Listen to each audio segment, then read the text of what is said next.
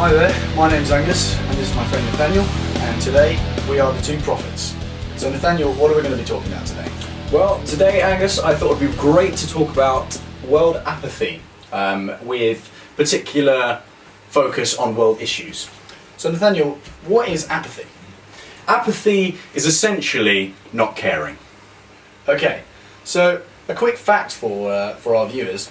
Did you know that apparently if everyone in the Western world ate fair trade bananas, which is when bananas are bought and the people who produce them in countries like in East Africa and all over the world are paid a fair amount of money rather than the awful prices that some Western companies try and charge them. If everyone bought their bananas that way, apparently there will be about half as much poverty in Africa. What do you think about that, Nathaniel?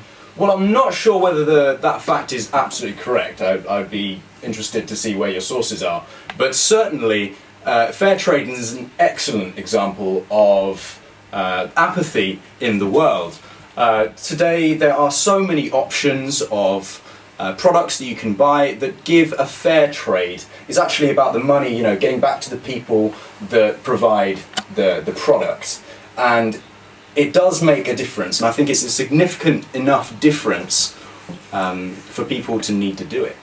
Yeah, I think what people forget actually about apathy is they only think about themselves. It's a kind of linked idea to selfishness, I think, because it's like, well, if it doesn't directly affect me personally, then I don't have to get involved in these grand schemes. Whereas actually, if you look at the accumulated effect of things like not buying fair trade and also other issues connected to the environment, like not switching off light bulbs when they're not being used and not switching off taps when they're not being used and things like that, then it has a huge effect because of the millions of people who all do little things to have a bad effect.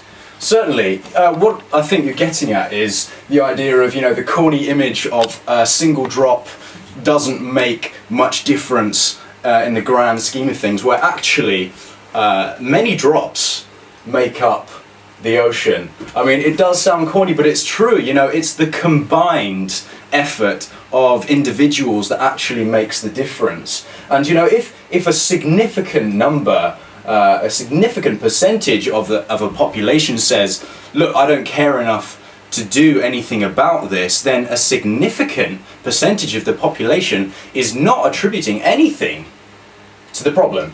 Yeah, I mean, and if the individuals don't do it, then the group is going to do it, because the group is essentially, the individual. So if we don't all do our little bits for things like the environment, for things like fair trade, then things in this world aren't going to change very quickly, are they? Absolutely. And, things are going to go down the pan. In a way, they already are. I mean, if you look at the European economy, for instance, with the Eurozone, countries in Europe that have their currency as the euro, many of them, for example, Greece, Spain, Italy, are all in really bad financial situations, and they've had to be multiple bailout plans that costed hundreds of billions of pounds, dollars, euros, whatever you want to call it, to save these economies, to save their banks, to save their business, their industry.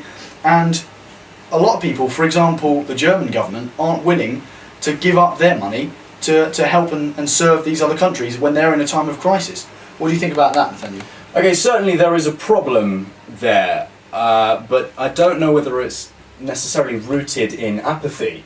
I think apathy does play an important role in it, however, particularly if you look at the voting system in this country. It's not mandatory for us to vote in the UK, and as a result of that, people are saying, okay, I would prefer not to vote, and as a result of that, there is a significant proportion of people, especially young people, as well. Yeah, young people are in the most popular band of people that aren't voting, aren't taking the time to find out who is good representation of their views and their ideologies. And I think apathy plays a key role in not giving a good representation of the overall governance of a country. And I think that causes a lot of problems, not only as those seen in Europe, with the economy. I think some of those problems are rooted in young people not maybe voting, but acting in different ways. For example, there's been riots and protests. There was a huge series of riots last summer in London that involved thousands and thousands of young people. who probably most of whom didn't vote, but actually it's this kind of apathy is forcing them, because they've lost faith in the politicians, to act in a different way, in a way that's unconstitutional, because it tries to use force and it promotes crime. One of the things it also promotes is a kind of rebelliousness and ignorance of the law, and I think that can be applied, certainly I've seen cases where it can be applied to education, and then actually in the schools, because people want to seem rebellious and going against the system, they kind of don't put in the hard work, and actually it might give them a few mates when they're in school, but later in life it doesn't serve them very well. What can you say about that? I think individualism is certainly a factor in apathy. I think that people are choosing to rebel, and as a result they choose not to take an interest in things, kind of live for themselves, for what they think and what concerns them as individuals. They're not really concerning themselves necessarily with the people around them. And I think that does cause problems within society, and society contributes to overall. Sure, I think that awareness is key with particularly some environmental issues and development issues. People, if they're not aware of the problems currently in the world, then they can't take action against it. Awareness and action are key factors that go together. Well, it's like if people aren't aware, then they kind of, without realising it, they're not caring because they don't know. Absolutely, You know what I mean? absolutely. That's precisely what I was talking about. For example, this country has major issues with water shortages as a result of poor management within the storage systems, the distribution systems, and as a result they're very careless with their use of water. They think the resource is abundant, and so they're quite happy to waste it. And I think awareness stops that apathy, because people say, okay, there is a problem here that we need to address, and I can do something about it, and that affects directly people's actions. So I think awareness, certainly about issues, particularly water in this country, you know, those kind of issues, they can be directly influenced, and apathy can be directly challenged. I think moving on from awareness, obviously there's a kind of natural progression into action, because action is, I think, the next step.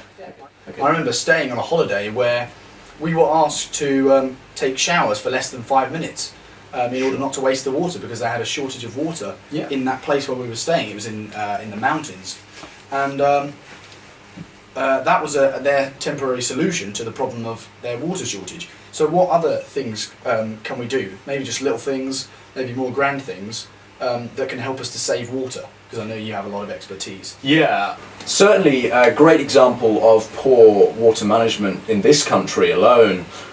Thames Water this year, it was recorded that millions of litres of water was wasted as a result of broken pipes and repairs that needed to be done. So that's pure leakage straight out of the system, and that is a real issue that people don't know about, that could be attended to. It's a great way to conserve water. If you've got only a certain amount of resources available for you to use, how much of that do you put into the problem? How much of that do you invest of yourself into the problem? And it's very easy for people, and they tend to do this, they tend to say, okay, let's put the minimal amount of effort, the minimal amount of resources that I have into addressing the problem, so that I can keep more for myself. Absolutely, it is selfishness. Well, it's our instinct to survive, isn't it? Well, rather than have a connection with our fellow human beings, which I think we have anyway. I don't think we can avoid it, but I think we should be not only just surviving for ourselves, but serving other people. Certainly. Because serving other people then brings a kind of atmosphere of giving to everyone. So if we give more of ourselves, we get back more from other people. Because if you think about it, coming at it from a religious perspective, because we're both religious people, if we look at the one we follow, the example we follow, which is Jesus, he just served people a hell of a lot, like, you know, washing his disciples' feet, doing all these amazing things with other people, and he didn't live for himself. And that's what we strive to be like. Of course, we can't kind of achieve that because we're human. Well, I think it comes under selflessness. The way that the world operates at the moment is you do something in order to receive something back. And it's then that you start getting into problems. I'm not saying that it's wrong. I'm not saying that we shouldn't trade or anything like that. But it is important to practice selflessness, to not expect to get more back or the same amount back as what you put in. So practically, I think we're trying to encourage anti-apathy, aren't we now? I think there's loads of different things you can do for anti-apathy. One of the things that Nathaniel talked about earlier was awareness. And I think one of the things that's so easy for us to do is just to sit down every day and just watch the news on TV or just read a newspaper, because actually that gives us the awareness of what's going on in loads of the different areas of the place where we live in. We can look at sport, we can look at business, we can look at the economy, we can look at agriculture, we can look at what's going on in all our different hobbies that we're interested in. So it's not only just, it doesn't have to be a chore, so I have to sit down and watch the news again, but it's like, if there's something on there that interests you, go and read up on it, go and like be aware of what the problems are with that topic, and then become involved in maybe trying to solve them. What else do you think we can do? I just like that anti-appy. I think that's a really great gimmick word. Isn't it? Very often, anti-apathy, I think, can be just getting your priorities right on some occasions. Something as simple, putting into practice, for example, is the recycling. You know, everyone, you think about it, you think, what's the point of that? To be honest, it's recycling. I don't recycle as much as I can. You know, I'm going to be honest, okay? Well, but I mean, how many of you guys recycle? Like, drop us a comment. How many of you guys actually bother to recycle? Because I know it sometimes seems like a chore. But we want to encourage people to recycle anything they can. Yeah. You know, bottles, like, I try and recycle as much as I can, like cereal boxes and things that I've finished. And in the grand scheme of things, it only takes a very small amount of time of your day to kind of say, oh, this is made of plastic, this is made of paper, they'll go in different boxes. Yeah, I think it's important to fight apathy directly. You've got to put the effort in. Think of others, be aware, and put the effort in. Yeah, I think mental strength is a massive thing in this, because I know loads of different examples of people, for example, sports people and athletes, who just had that mental ability to like just keep going because they just wanted to win or they wanted to carry on, and that really helps us because it's a battle of endurance, isn't it? It's a marathon, not a sprint at the end of the day, and that's really important, I think, just to have that mental strength, just to keep going and not to become apathetic and just not care about things. Fair. So, in summary, Nathaniel, we're talking about apathy, obviously. Name your two most important things how to combat apathy. Okay. Actively seek what problems are, not just in your own life, but in the world. And through that, you can find out ways in which you can help. And I think that's a really great place to start. Yeah, I'd say exactly the same thing. I'd say just know about stuff, be aware, be alert for new things going on as well, but then just act on it. Like, put yourself on the line. Yeah, you know, what's life without a bit of risk? You know, like, go out there and live and just get involved in whatever problems there are. Because if never know, you might end up having some fun. Exactly. End of the day, if individuals don't get involved in changing this place, then we're not going to get anything done so fast. Because life would be done. You know what I mean? If we just think, oh, someone else will do it, and we don't get involved, and the whole group doesn't get involved, things aren't going to change around here. So, Nathaniel, thank you so much for coming and doing this with me, man. Thanks for chatting with me. Pleasure. We're the Two Prophets. Remember, don't be apathetic, and we'll see you next time. Peace.